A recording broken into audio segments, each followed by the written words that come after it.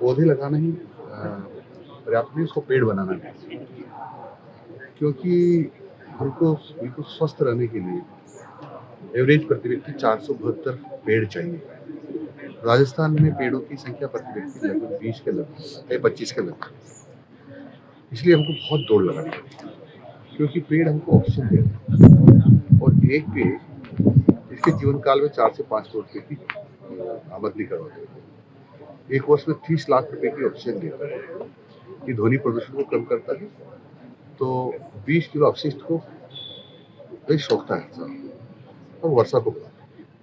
और जब वर्षा आती है तभी तो हमारे नदी नालों बावड़ी तालाबों में पानी आता है और उसके माध्यम से हमें पेयजल भी मिलता है, तो 700 सिंचाई का पानी मिलता है। तो सिंचाई का पानी मिलता है तो खाद्यान्न पैदा होता है, उसको खाते करने की जरूरत है।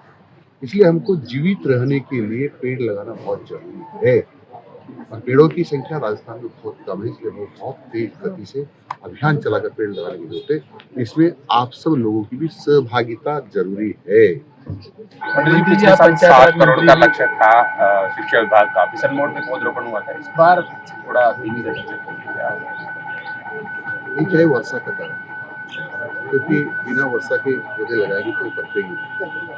अब थोड़ी वर्षा होने लगी, अब गति बढ़ेगी। मंत्री जी, आप पंचायत राज मंत्री भी है, नगर निकाय पंचायत राज चुनाव जल्द होने वाले हैं, क्योंकि कोर्ट में जो हलफनामा आपने पेश कराया कि संभवतः 15 तारीख से नोटिफिकेशन जारी हो जाएगा, कितनी तैयारी, कितनी उम्मीद है सत्तारूढ़ दल? हम पूरी तरह से तैयार हैं और अधिकांश सीटों पर भारतीय जनता पार्टी विजय होगी।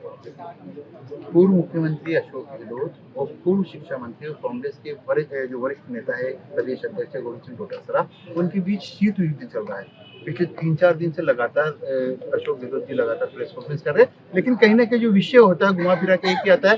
लास्ट टाइम उन्होंने जिक्र करा है बिरला ऑडिटोरियम में जो घटनाक्रम पिछले सरकार, शीत युद्ध गर्मी में चलता है तो उनका स्वास्थ्य ठीक रहता है। अभी गर्मी के टाइम में अभी इस समय ठीक नहीं, क्योंकि वैसे वर्षा की वजह से ठंडा है। लेकिन बात करते हैं कि वो हम एकजुट है, कांग्रेस से एकजुट है, लेकिन इस प्रकार के बयानों को किस तरह देखते हैं आप?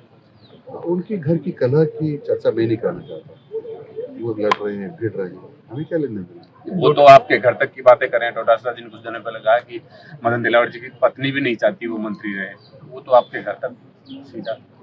मेरी पत्नी चाहती नहीं चाहती ये तो पूछ लो मेरी पत्नी से। लेकिन कहीं ना कहीं वो शिक्षा व्यवस्था पर सवाल उठाते आए पूर्व शिक्षा मंत्री न थे। देखो, सोचिए, खासतौर से दिल्ली हज करने जा रहे हैं, इन्होंने राजस्थान की शिक्षा का पट्टा ठार कर दिया, जो राजस्थान को लूट करके खा गए, वो हमसे बातें कर रहे हैं।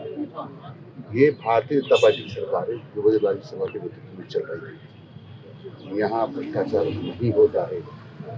डोटासरा जी ने एक बयान ये भी दिया, जब उनसे पूछा गया द्वारा कि आपके ऊपर ये आरोप है, आपने अपने परिवार को फायदा पहुंचा, तो उन्होंने कहा यदि मैंने कुछ गलत किया होता तो मैं सलाखों के पीछे होता, मैं खुला हूँ। सरकार यदि आरोप लगाती, सरकार यही आरोप लगाते तो गिरफ्तार करें। यही पीएचडी मंत्री भी कर रहे थे, मैं इसमें आ जाएगा सबका।